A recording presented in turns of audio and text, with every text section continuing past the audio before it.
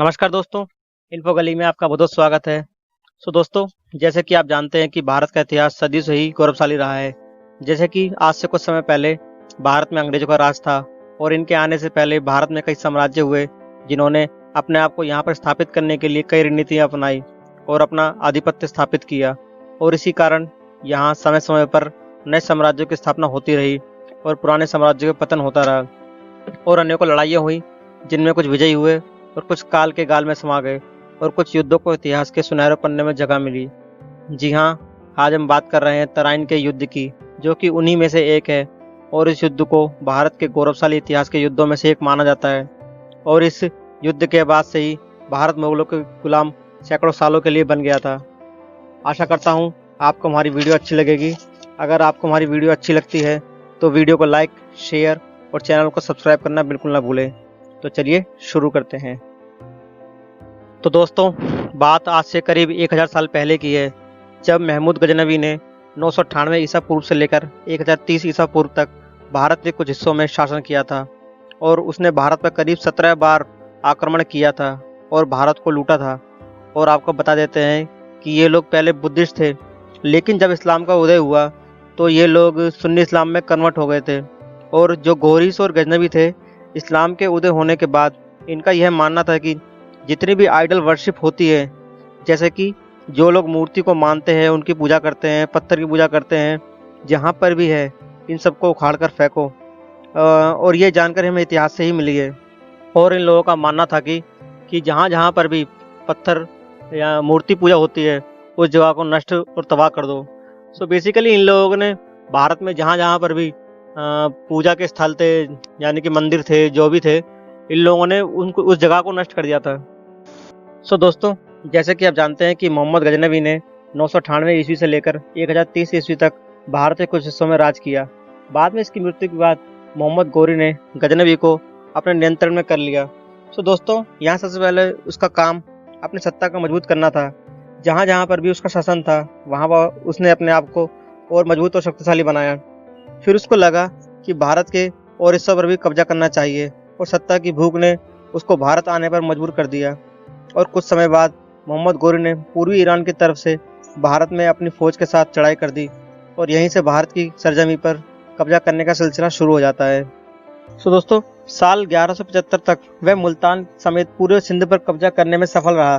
फिर दोस्तों, उसने सोचा कि और प्रांतों को भी कब्जे में किया जाए और उसने फिर 1186 को पंजाब की तरफ रुख किया और उसने उस पर हमला कर दिया। और उसके बाद भी उसने रुकने का नाम नहीं लिया। कई प्रांतों में कब्जा करने के बाद मोहम्मद गोरी के कदम पंजाब के भटिंडा शहर की ओर बढ़े, जो कि पृथ्वीराज चौहान की सत्ता के अधीन आता था। और उस वक्त उसने सोचा कि मैं भटिंडा को आसानी से जीत लूंगा और उसने वहां पर चढ़ाई शुरू कर दी। और उस वक्त पृथ्वीराज चौहान ने उसके उस दुस्साहस का मुंहतोड़ जवाब दिया। और यहाँ पर दोस्तों 1191 में तराइन का प्रथम युद्ध की शुरुआत हो जाती है, जहाँ पर उन्होंने गोरी से दो हाथ किए और उसे बुरी तरह हरा दिया। दोस्तों, आपको बता देते हैं कि जो तराइन है वो हरियाणा के करनाल जिले में करनाल और कुरुक्षेत्र के बीच था, जो दिल्ली से करीब 113 किलोमीटर दूर है। दोस्तों, अब आगे का किस्सा देखिए कि जब मोहम्मद गोरी की पृथ्वीराज चौहान से बुरी तरह हार हो जाती है और जहाँ जहाँ उसका राज था वहाँ वहाँ उसकी बहुत किरकिरी हो जाती है और उसने अपने मन में बना लिया था कि अब उसको किसी भी तरह तराइन को जीतना ही होगा। और उसने दूसरी लड़ाई जीतने के लिए रणनीति बनाने शुरू कर दी और लड़ाई शुरू करने के लिए उसने मंसूबे बनाना शुरू कर दिया। और वह इन मंसूबों को कामयाब करने के लिए इतना मगन हो गया था कि पृथ्वीराज चौहान से हारने के पूरे 1 वर्ष तक उसने अपने परिवार से मिलने नहीं गया। असल में वह इस युद्ध को जीतने के लिए रणनीति बना रहा था। उसके सिर पर तराइन को फतेह करने का भूत सवार हो गया था। और दोस्तों, यहाँ क्या होता है, मोहम्मद गोरी 1192 ईस्वी में अपनी रणनीति और अपने लश्करों के साथ हरियाणा के तराइन शहर की तरफ रुख करता है और वहाँ पर चढ़ाई कर देता है। मोहम्मद गोरी वो जो है अचानक से तराइन पर हमला करता है, लेकिन इसकी खबर पहले ही पृथ्वीराज चौहान के पास पहुँच जाती है और उन्होंने कुशल रणनीति बनाते हुए जो भी उनके महत्वपूर्ण एंट्रेंस रास्ते होते हैं वो उनको बंद कर दिया गया, ताकि सेना अचानक से तराइन में हमला ना कर सके। पृथ्वीराज चौहान को इस बात का अंदाजा हो गया था कि मोहम्मद गोरी इस पर पूरी रणनीति और अधिक सेना के साथ तराइन में घुसा आ रहा है और उन्होंने अपनी क्षमता के अनुसार महत्वपूर्ण आने जाने वाले स्थानों को बंद कर दिया ताकि गौरी की सेना को कुछ समय के लिए रोका जा सके और इसी दौरान वह गौरी के खिलाफ कोई रणनीति बना सके। इतने में क्या होता है कि जो गौरी है उसने हजारों सैनिकों की मदद से पृथ्वीराज चौहान के साम्राज्य को घेर लेता है और यहाँ पर पृथ्वीराज चौहान की सेना ने गौरी की सेना से डटकर सामना किया। इतिहास में बताया गया है कि मोहम्मद गौरी की सेना में करीब 1 लाख के करीब सैनिक थे, वहीं सिर्फ 20,000 सैनिक से पृथ्वीराज चौहान उसका सामना कर रहे थे। यहाँ पर यह स्पष्ट होता है कि सेना कम होने के कारण भी पृथ्वीराज चौहान की सेना मैदान में डटी रही, परंतु गौरी के पास सेना की अधिकता होने के कारण उसने पृथ्वीराज चौहान की सेना पर अपना दबदबा बना लिया। हालांकि पृथ्वीराज चौहान की सेना ने अपनी अंतिम सांस तक युद्ध लड़ा, परंतु अंत में वह अपनी हार को टाल ना सके और युद्ध हारने के बाद पृथ्वीराज चौहान को गौरी ने बंधक बना लिया और बंधक बनाते ही गौरी ने उनकी आंखों में गर्म सलाखें घुसा दी और उनकी आंखें जला दी और उन पे गौरी ने कई अत्याचार और कई शारीरिक यातनाएं भी दी और अंत में गौरी ने उनको मारने का निर्णय भी ले लिया। असल कहानी यहाँ से शुरू होती है। पृथ्वीराज चौहान को रोज अपमानित करने के लिए रोज दरबार में लाया जाता था, जहाँ गौरी और उसके साथी उनका रोज मजाक उड़ाते थे।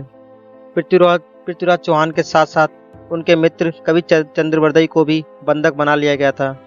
फिर एक दिन जब गौरी ने तीरंदाजी का एक कार्यक्रम आयोजित करवाया, इससे पहले कि मोहम्मद गौरी पृथ्वीराज चौहान को मार डालता, राजकवि चंद्रबरदई ने गौरी को पृथ्वीराज चौहान की एक खूबी बताई कि पृथ्वीराज चौहान शब्दभेदी बाण चला सकते हैं, वह आवाज़ सुनते ही तीर चला सकते हैं। यह बात सुनते ही रोमांचित होकर मोहम्मद गौरी ने इस कला के प्रदर्शन का आदेश दिया। मित्र चंद्रबरदई ने पृथ्वीराज चौहान को कविता के माध्यम से प्रेरित किया, जो इस प्रकार है। 4 बांस 24 गज, अंगुल अष्ट प्रमाण, ताव ऊपर सुल्तान है, मत चुके चौहान। पृथ्वीराज चौहान ने तीर को गौरी के सीने में उतार दिया और वहीं वह तड़प तड़प कर मर गया और इसके फलस्वरूप वह मारा गया। गौरी के मारे जाने के बाद पृथ्वीराज चौहान और उनके मित्र चंद्रबरदई ने एक दूसरे के पेट में कटार भोंककर आत्मबलिदान कर दिया। यहाँ हम आपको एक महत्वपूर्ण बात बताना जरूरी समझते हैं कि पृथ्वीराज ने गौरी को करीब 16 बार युद्ध में धूल चटाई थी और गौरी को उन्होंने हर बार जीवित छोड़ दिया, क्योंकि चौहान कभी भी निहत्तों पर वार नहीं करते थे और उनकी इस गलती की सजा पूरे भारत को भुगतनी पड़ी। और यहाँ एक बात और आती है कि इस युद्ध में गौरी का साथ उनके ससुर राजा जयचंद ने दिया था। असल में पृथ्वीराज ने जयचंद के खिलाफ जाकर उनकी पुत्री संयोगिता से भगाकर विवाह कर लिया था और इसी बात से वह बहुत आहत थे और वो किसी भी कीमत पर पृथ्वीराज को मारना चाहते थे और इसलिए जयचंद ने गौरी का साथ दिया और सफल भी रहे। तभी से गद्दारों के प्रतीक के रूप में जयचंद का नाम विख्यात है। आप अपनी इस वीडियो से संबंधित विचार हमें कमेंट बॉक्स में कमेंट कर सकते हैं। So thanks for watching this video.